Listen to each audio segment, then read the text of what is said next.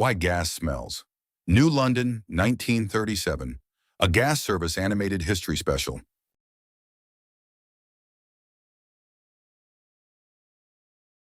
Every time a customer says they smell gas, they're using a safety system that has a birthday and a body count. Natural gas has no odor of its own. The smell was written into law because of one afternoon in an East Texas school. This is that story and what it still asks of every technician.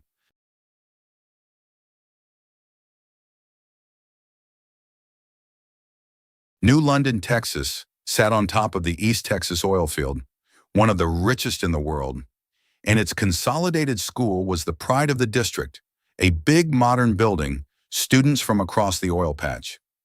1937, oil money, new steel, and gas lines everywhere.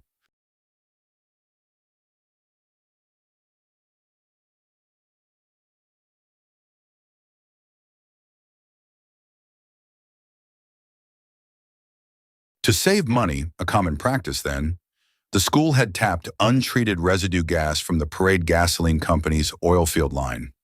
Raw gas, straight from the field, perfectly good fuel, completely odorless.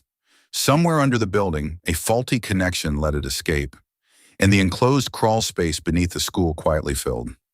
Nobody smelled anything, because there was nothing to smell.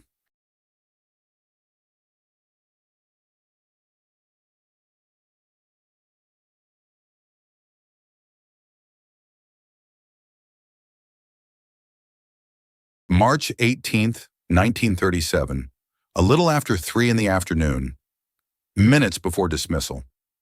In the shop room, instructor Lemmy Butler switched on an electric sander. The switch sparked the crawlspace mixture, and the explosion lifted the building and brought it down on its classrooms. A school of steel and concrete, gone in a breath.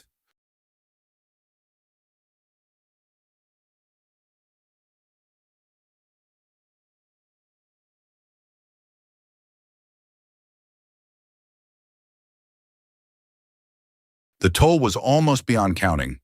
Roughly 300 students and teachers. The exact number was never certain.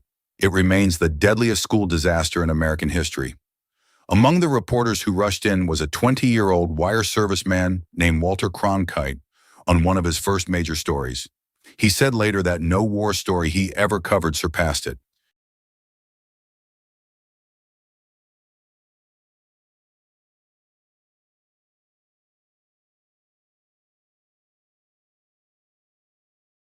What happened next changed every gas system in the country.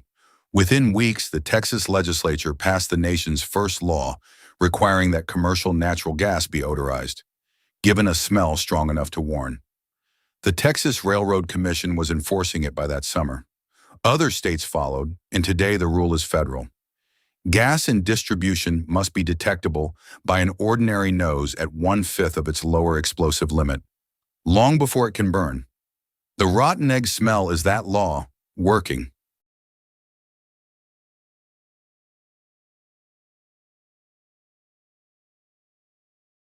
In New London today, a pink granite cenotaph stands in the middle of the highway across from the rebuilt school, carrying the names. A museum across the street keeps the story. The town asks the world to remember what odorless gas can do, and the smell in every service call remembers it for them.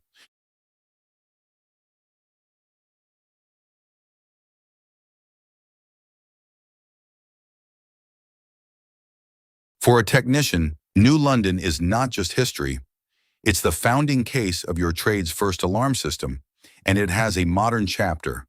Odorant can fade, scrubbed by new pipe, rust, and soil, and noses go blind, which is why the rule you learned in the leak season stands. The smell gets your attention, and the instrument confirms.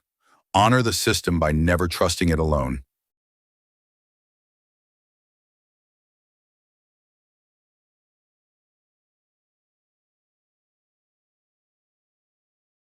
Why gas smells in one breath.